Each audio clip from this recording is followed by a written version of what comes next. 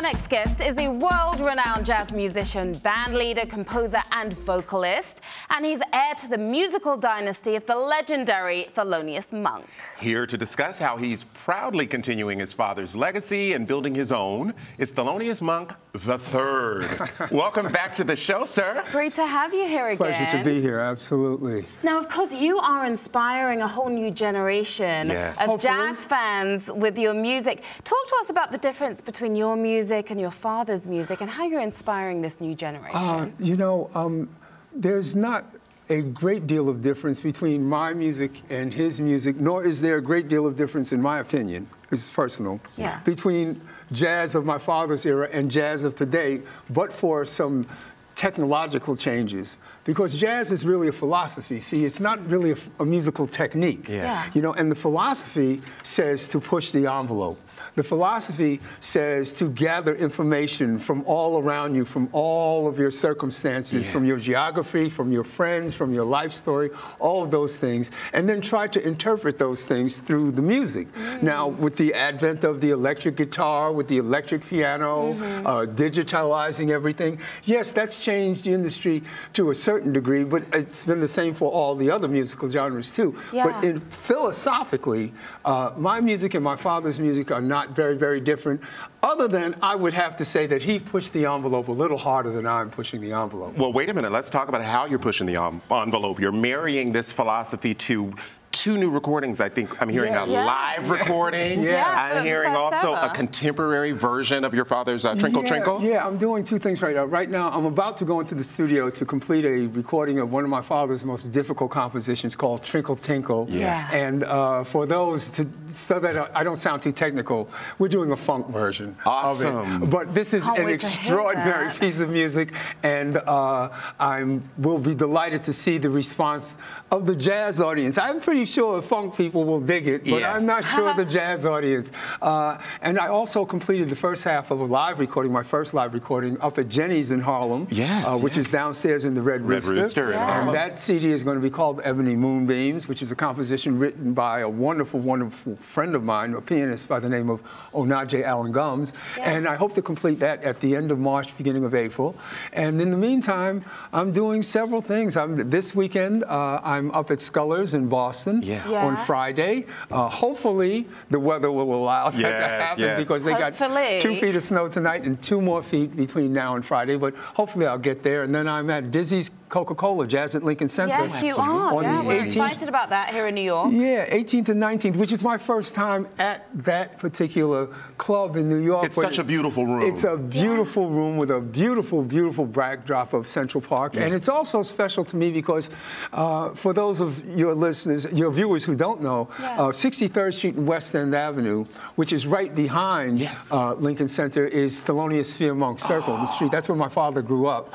So to me, that's like a neighborhood gig. Like coming home. Yeah, anytime I do anything with Lincoln Center or jazz at Lincoln Center, it's like coming home. So I'm really looking forward to that. That's and amazing. Then I'm out on the West Coast later all in over March. The place. Yeah. Well, there's a company called North Coast Brewing that we've put together a product called Brother Theloneous Ale. It happens to be very, very popular in all the jazz clubs nowadays. It's actual ale? It's an actual Belgian ale. We've got to do a demo the next time. You're going to have to bring us some Thelonious ale the next time. And I might add, it's an award winning. And it goes well winning. with the jazz. And it goes well with the jazz. And so I'm doing some things with them out on the West Coast, up in Palo Alto and down in L.A. And well, you've got some great legacy pieces going on as it relates to your father. I'm hearing something about a Theloneous Monk Day? Yes. Can you talk about that? Well, you know, there are a lot of monks. We all started on the same plantation in Rocky Mount, North Carolina. But then, just as the African diaspora is, we went all different kinds of places. And some migrated to New York, others migrated to California, others migrated to the D.C. area, and others migrated to Connecticut. And there are about 300 or 400 monks in Connecticut. And I'm not only talking black monks, I'm talking the white monks who live in Connecticut too. And we've gotten to know each other a little bit. It's a very, very interesting dynamic there. But at Yale University, are they all as talented as you and your dad? Well, I'm not sure, but there are a couple musicians in that group of monks. You know, I would tell you that the monk singers in New Haven, Connecticut, have a legacy of 2 or 3 decades of top of the line gospel singing. Awesome. Oh, wow. We need to check them there's a out. family, and there's actually a street named after the family in New Haven. So their itself. own right. Their own right. And I'll also mention to you, by the way, that Art Monk, Hall of Fame, yes. NFL. Absolutely. He is also part of the Monk family. He's part of the family yes, as well. Yes, he's part of the family too. So I want to be in the Monk family. This is a very multi-talented family. But tell us about the day. The day. Yeah, so it's Monk Day, and it's going to be April 9th, 10th, and 11th. Great. And there'll be concerts, and there'll be all kinds of events with Yale University. This is something that we've been doing for about 5 years, but this time we're doing it over 3 days. Generally, it's been over 1 day. Yeah. And so barbecues, all kinds of stuff are going to be happening. And New Haven kind of turns itself into Monkville. That's amazing. Do you mind going back, taking us back, what, 15 years old? Did you start drumming? Yeah. Yeah, you were very just kind of take us back to what those experiences were. I think a few years later you started touring with your dad. Yeah. Those must have been some heady times, I can only imagine. Yeah. Strange times. And the reason I say strange times, because Theloneous didn't require myself or my sister to be involved in the music. He reveled. He enjoyed the presence of his family with him all the time. So he wasn't trying to force you to follow So he didn't force me to. No, footsteps. it's beyond that. Yeah. He didn't say a word to me about music at all. But I hung out with him, with Miles Davis, John Coltrane, Dizzy Gillespie, Yes, you did. Charlie Parker, Sonny Rollins. They were all there. They were all there in the house all the time. And I was little Toot, running around. That was my nickname. And I was running around just doing my thing. Did it mean anything? No.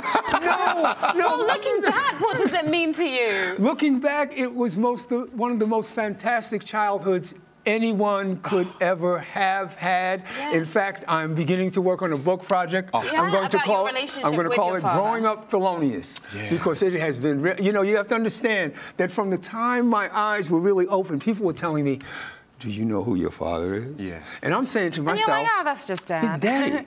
He's daddy. And I didn't know until I was 19. Is that, you have a title? That's a book title. FYI. Do you know who your father is?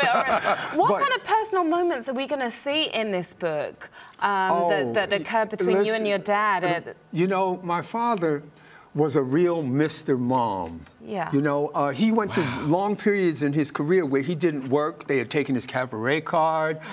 Sometimes he was considered a little recalcitrant and people didn't want to hire him for various reasons. And so as a consequence of that, there was a lot of times when my mother was out working 2 jobs and my father was home composing some of the greatest compositions of the 20th century. Yes. And being Mr. Mom. Wow. And I distinctly remember my father running around in white beaters and it's hot and he's sweating and we didn't have Pampers in those days. So changing diapers was quite an ordeal. Yes. Exactly. I can remember my father doing that kind of thing. I can remember him waking up at 3 o'clock in the morning and just going to the piano because the room we lived in was so small that the piano was really the bench at the end of the bed. Yes. You know, the bed itself was the piano bench, and my father would wake up at 2 and 3 in the morning and just start writing a composition.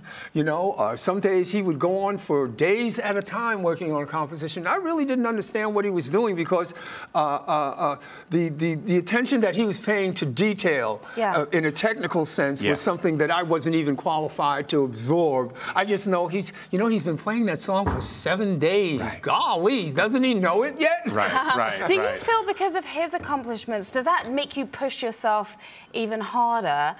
Do you feel you have to reach a certain level of success to match what your father did? Or? That's an interesting question. Yeah. No. Yeah. And I'll tell you why. Because he took all that pressure off of me. Yeah. He told me when I was 8 years old, hey, man, look, there are people that are going to tell you that you need to be this way and you need to be that way because of me.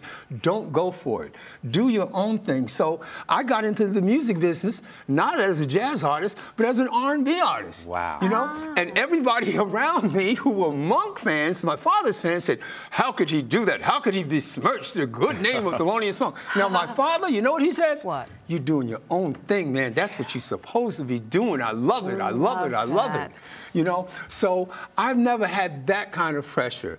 Now, one has to understand, and viewers have to understand, that jazz is a virtuoso art form. Absolutely. And so, therefore, if you can sustain a career in jazz, you got a little something going on. Yeah. So I know I got a little something going on. You got more than but I don't know exactly. I don't know exactly what it is. That's for historians and fans to say. You have it going on. Can you just give us a quick rundown of the things that we need to know that are coming up. You know, the things that you need to know that are coming up are clearly this weekend, this Friday at Scullers in Boston, this 18th and 19th at Dizzy's Coca-Cola, Jazz at Lincoln Center, out in California on the, I believe it's on the 6th of March. I'm up in Palo Alto, and then I'm back in the studio. Yes. And then I think I'll probably be off to Europe. I'm not sure, but I think I'm going to be off. Well, you know you're a friend of Arise Entertainment 360 now. This is your second visit. We got to get you back with some ale and some live music. We do. I can't wait to taste that ale. And don't say that to me. Don't say that to me, because I'll come in with the whole band. Yeah. 2017, there's going to be a global celebration of your dad as well. 2017 is Theloneous Centennial. He will be 100 years old. Awesome. You know, and also 2017 is the 30th anniversary of the Theloneous Monk Institute of Jazz, of which I am the chairman of the board of trustees. Could you talk about the mission real quick? The mission of the Theloneous Monk Institute of Jazz is to bring jazz to young musicians internationally, to bring them together with the masters of the music. The chairman of the board is Herbie Hancock. Yes. Jimmy Heath is on the board. Ron Carter's on the board. Ladies and gentlemen, this is Theloneous Monk the Third, and you are watching Arise Entertainment 360. Thank you. Thank you so much. Thank you.